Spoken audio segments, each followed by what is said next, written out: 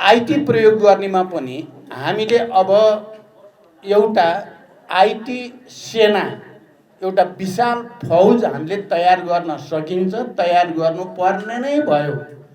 पार्टीलाई सुदृढ गर्ने, विस्तार गर्ने र नयाँ आवश्यकतासँग लड्न सक्ने बनाउनको लागि विशाल आइटी आर्मी चाहिँ हामीलाई चाहियो।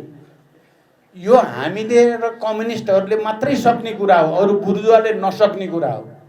लाखौं जनतालाई गोलबन्द गरेर त्यस्तो फौज तयार पार्ने कुरा कम्युनिस्टहरूले, देशको माया गर्ने परिवर्तनका पक्षधरहरूले नै गर्न सक्ने कुरा हो। त्यसकारण म सबै कमरेडलाई के भन्न चाहन्छु भने हामी सबैले आफ्नो सोचलाई नै बदल्ने गरी पुनर्विचार गर्नु पर्यो।